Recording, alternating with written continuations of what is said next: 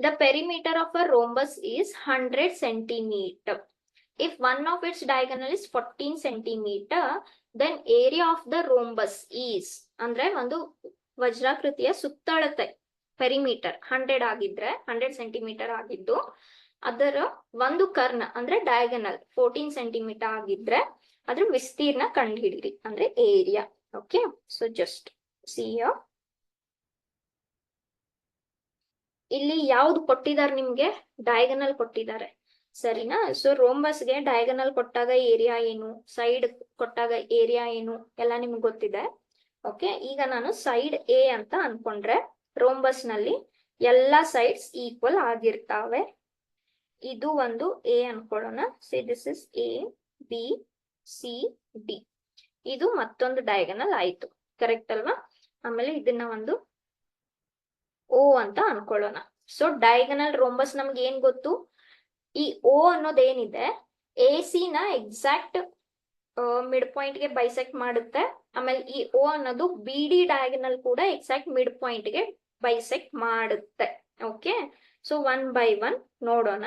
Given ಏನಿದೆ, perimeter. Okay, perimeter ಎಷ್ಟಂತ ಹೇಳ್ತಾರೆ, 100 ಸೆಂಟಿಮೀಟರ್. ಆದ್ರೆ ಪೆರಿಮೀಟರ್ ಆಫ್ ರೋಂಬಸ್ ಏನು, 4a, correct. So that is 4a equals to 100 centi ಅಂದ್ರೆ 100 ಆಯ್ತು. ಹಾಗಾದ್ರೆ ಒಂದು ಸೈಡ್ ವ್ಯಾಲ್ಯೂ ತಗೊಳ್ಳೋಣ. ಸೈಡ್ ಎಷ್ಟಾಗುತ್ತೆ, 25. ಸರಿ, ಸೊ ನಮ್ಗೇನು ಸೈಡ್ ವ್ಯಾಲ್ಯೂ ಗೊತ್ತಾಗ್ತಾ ಇದೆ. ನೆಕ್ಸ್ಟ್ ಏನ್ ಹೇಳ್ತಾರೆ, ಒಂದು ಡಯಾಗನಲ್ 14 ಸೆಂಟಿಮೀಟರ್ ಇದೆ. ಯಾವ್ದಾದ್ರು ಒಂದು ಡಯಾಗನಲ್ ತಗೊಳ್ಳಿ. ಸೇ ಫಾರ್ ಎಕ್ಸಾಂಪಲ್ ನಾನು ಎ ಸಿ ಅಂತ ತಗೊಂತೀನಿ. Okay, diagonal A C value ಎಷ್ಟಿದೆ, 14 ಸೆಂಟಿಮೀಟರ್. ಆದ್ರೆ ಎ ಸಿ ನ ನಾವು ಹೇಗ್ ಬರೀಬಹುದು, A O plus O C ಅಂತ ಬರೀಬಹುದು, ಕರೆಕ್ಟ್ ಅಲ್ವಾ. ಎ ಸಿ ನ ನಾವು A O plus O C ಅಂತ ಬರೀಬಹುದು. ಈಗ ಏನ್ ಹೇಳುತ್ತೆ, ಪಾಯಿಂಟ್ ಎ, ಪಾಯಿಂಟ್ ಅನ್ನೋದು ಎ ಸಿ ಗೆ ಮಿಡ್ ಪಾಯಿಂಟ್, ಎ ಸಿ ಗೆ ಮಿಡ್ ಪಾಯಿಂಟ್, ಕರೆಕ್ಟ್ ಅಲ್ವಾ. ಸೊ ಇದು ಮತ್ತು ಇದು ಸೇಮ್ ಇರುತ್ತೆ. ಹಾಗಾದ್ರೆ ಕಂಪ್ಲೀಟ್ ಆಗಿ 14 ಆದ್ರೆ ಎ ಒ ಎಷ್ಟಾಗುತ್ತೆ ಅಂದ್ರೆ this is same. So A O C same as that of A ಒ.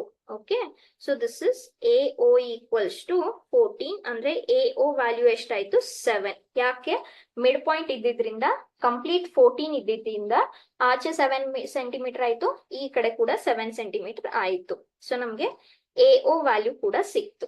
ಅವ್ರು ಏನ್ ಕೇಳ್ತಾ ಇದ್ದಾರೆ, ಏರಿಯಾ ಆಫ್ ರೋಂಬಸ್. ಓಕೆ, ಏನು area of rhombus, 1/2 into first diagonal into second diagonal, ಸರಿನಾ. ಈಗ ನಮ್ಗೆ ಒಂದು ಡಯಾಗನಲ್ ಗೊತ್ತಿದೆ, ಯಾವುದು, ಈ ಎ ಸಿ. ಇದರಿಂದ ನನ್ಗೆ ಇದು 7 ಅಂತ ಗೊತ್ತಾಯ್ತು, ಎ ಅನ್ನೋದು 25 ಅಂತ ಗೊತ್ತಾಯ್ತು. ನನಗೆ ಮತ್ತೊಂದು ಡಯಾಗನಲ್ ಬೇಕು, ಯಾವುದು, ಡಿ ಬಿ ಅಥವಾ ಬಿ ಡಿ. ಹೌದಾ. ಈಗ ನೋಡಿ, ಇಲ್ಲಿ ಒಂದು ನಿಮ್ಗೆ ರೈಟ್ ಆಂಗಲ್ ಟ್ರಯಾಂಗಲ್ ಸಿಗ್ತಾ ಇದೆ, ಕರೆಕ್ಟ್ ಅಲ್ವಾ. ಸೊ ರೈಟ್ ಆಂಗಲ್ ಟ್ರಯಾಂಗಲ್ ಸಿಕ್ಕರೆ ಓ ಡಿ ನಾನು ಫೈಂಡ್ ಮಾಡ್ಬೋದಾ. Okay, yes, O D find ಮಾಡ್ಬೋದು. ಫಸ್ಟ್ ಬಿ ಡಿ ಹೇಗ್ ಬರೀತೀರಾ, B O plus O D. ಆದ್ರೆ ಬಿ ಒ ಮತ್ತೆ ಓ ಡಿ ಒಂದಕ್ಕೆ ಈಕ್ವಲ್ ಇರುತ್ತೆ. ಸೊ ನನ್ಗೆ ಒಂದು ವ್ಯಾಲ್ಯೂ ಸಿಕ್ಕ್ರೆ, ಓಕೆ, ಒಂದು ವ್ಯಾಲ್ಯೂ ಸಿಕ್ಕ್ರೆ ಅದನ್ನ ಡಬಲ್ ಮಾಡ್ಕೋಬಹುದು. ಸೊ ಪೈಥಾಗೋರಸ್ ಥಿಯರಮ್ ಅಪ್ಲೈ ಮಾಡಿ ಓ ಡಿ ಫೈಂಡ್ ಮಾಡ್ಕೊಳ್ಳೋಣ. Okay, so now what will be a Pythagoras theorem in triangle AOD? Okay, in triangle AOD, AD square will be equals to AO square plus OD square. Yes, AD ಗೊತ್ತು ನಮಗೆ ಎಷ್ಟು, 25. AO ಕೂಡ ಗೊತ್ತು ಎಷ್ಟು, 7. So this is OD square. So ಇದು 625, ಇದು 49 plus O D square, ಸರಿನಾ. Therefore ಈ ಕಡೆ ಹಾಕಿದ್ರೆ ಎಷ್ಟಾಯ್ತು ಇವಾಗ, ಇದು 49 O D square. Okay, so that is 6 ಆಯ್ತು, 7 ಆಯ್ತು, 5 ಆಯ್ತು, ಸರಿನಾ. Okay, O D square.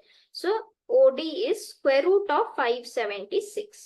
S, square root of 576. Okay, ಎಷ್ಟು ಗೊತ್ತಿದೆ ಅಂತ ಅನ್ಕೊಂತೀನಿ, 24. ಓಕೆ, ಇಲ್ಲ ಅಂದ್ರೆ ಡಿವಿಷನ್ ರೂಲ್ ಮಾಡ್ಕೊಂಡು 576 ಫೈಂಡ್ ಮಾಡ್ಬೋದು ನೀವು. ಸಾರಿ. ಸೊ ಏನಾಯ್ತು ಇವಾಗ, ಇದು 24. ಸೊ ಎಷ್ಟು, ಓ ಡಿ ಅನ್ನೋದು 24 ಆಯ್ತು. ಓಕೆ, ಈ ಕಡೆ 24 ಇದ್ರೆ ಈ ಕಡೆ ಕೂಡ 24 ಇರುತ್ತೆ. Therefore complete B D value ಎಷ್ಟಾಯ್ತು, 24 ಪ್ಲಸ್ 24 48. ಓಕೆ, ಸೊ ನಮ್ಗೆ ಫಸ್ಟ್ ಡಯಾಗನಲ್ ಗೊತ್ತಾಯ್ತು, ಸೆಕೆಂಡ್ ಡಯಾಗನಲ್ ಗೊತ್ತಾಯ್ತು. Therefore area is half into first diagonal ಎಷ್ಟಿತ್ತು 14 ಇತ್ತು, ಸೆಕೆಂಡ್ ಡಯಾಗನಲ್ ಎಷ್ಟು ಸಿಕ್ತು 48. ಹೌದಾ? So this is 7. ಸೊ ಎಷ್ಟು ಸಿಗುತ್ತೆ 336. Correct. So your answer is 336 centimetre ನಲ್ಲಿದೆ. ಸೊ ಇದು centimetre square and your answer is 336. Okay.